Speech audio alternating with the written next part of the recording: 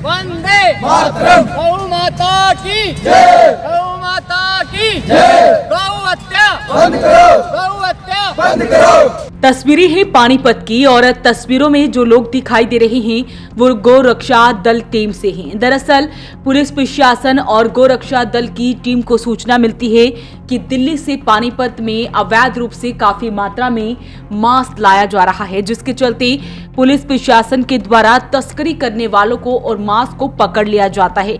Check किया जाता है तो उसमें भारी मात्रा में मांस पाया जाता है। हालांकि इस बात की पुष्टि नहीं है कि वो मांस किसका है। तो ऐसे में जैसे ही सूचना गोरक्षा दल की टीम को भी लगती है, वो मौके पर पहुंच जाती है और ऐसे में देख सकते हैं यहाँ पर भारत माता की जय के नारे लगाए जा रहे हैं और साथ ही क्या कुछ बताया गया है वो भी आपको सुनवाते हैं। और जो हमें कल सूचना मिली थी, गुप्त सूचना के आधार पर ये कार्रवाई की गई थी। एक ऑटो वाले भाई ने हमें बहुत अच्छी सूचना दी और जिसके अनुरूप हम उस मांस को पकड़ने में कामयाब रहे और दोषियों की पर कार्रवाई करवाने में हम कामयाब रहे। जो मांस था क्या वो गौ मांस था? जी, तथाकथित मेरे हिसाब से वो गौ मांस ही है, क्योंकि इतनी दूर से अगर कोई ट्रांसपोर्ट करके ले आता है तो वो कहीं ना कहीं गौ मांस ही होगा, क्योंकि सस्ते के चक्कर में ये बाहर से मीट आयात करते हैं जो हमारे हरियाणा में आता है, तो सस्ते के चक्कर में करते हैं। हर गौ माता से सस्ता साधन के लिए मीट का कोई हो ही नहीं सकता। तो करीबन कितना गौ मांस था और क्या ये रोडवेज में था? देखिए, रोडवेज हो या बस हो, हमें सूचना मिली थी कि बस से उतरा था और जो ऑटो वालों को है अपने भाई को उसको लालच पूरा दिया गया था कि हम आपको मुंह मांगा किराया देंगे, लेकिन उसने अपने सनातन का और गौ माता का नाम लेके बहुत अच्छा काम किया और प्रशासन को अलर्ट किया और सभी गौ सेवकों को अलर्ट किया और हमने अपनी तन मन धन से हर प्रकार से गौ माता की सेवा करके उस दोषी को पकड़कर कार्रवाई करवाने का पूरा काम किया। पता लगा ये मांस कहाँ से आ रहा था? ये दिल्ली से आ रहा था जी। देखिए बड़ी बात है, दिल्ली से आ रहा था लेकिन बीच में कहीं चेकिंग नहीं हुई। आप बता रहे काफ़ी मांस भी था। हाँ जी, 1.5 क्विंटल के करीब मांस था और ये लगभग दूसरे तीसरे दिन आता रहता है जी।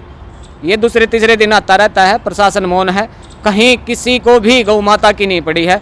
आंखें बंद करके सनातनी पड़े हैं, क्योंकि जबकि सनातन का आधार ही गौ माता है। ऐसा कोई भी सनातनी कार्य नहीं है, यज्ञ हवन जीना मरना जो गौ माता के बगैर पूरा हो सके।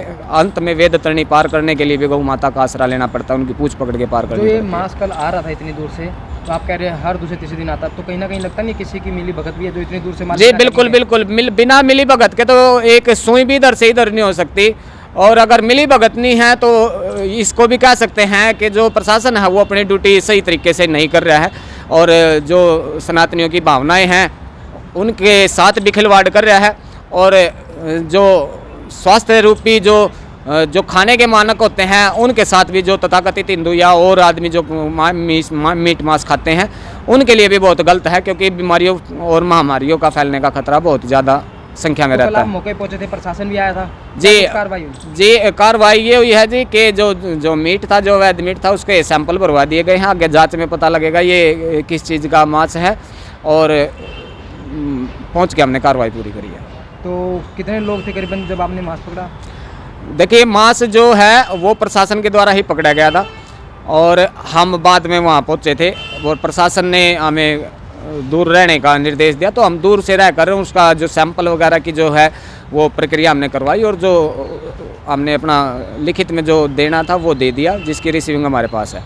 तो टीम द्वारा पुलिस प्रशासन से अपील की गई है कि जल्द ही जांच होनी चाहिए और इस प्रकार के कार्य पर सख्त से सख्त एक्शन लेना चाहिए, ताकि लगातार जो गो तस्करी के मामले सामने आ रहे हैं उसे रोका जा सके। तो ऐसे में ये तस्वीरें दिखा रही हैं गोरक्षा दल की टीम को सूचना मिलती है, उसके बाद अब इस टीम द्वारा लिखित में एफआईआर भी दी गई है। गुप्त सूचना मिली थी कि एक मेट्रो के अंदर गौ मांस गया जा रहा है, जो कि हमने पकड़ लिया है।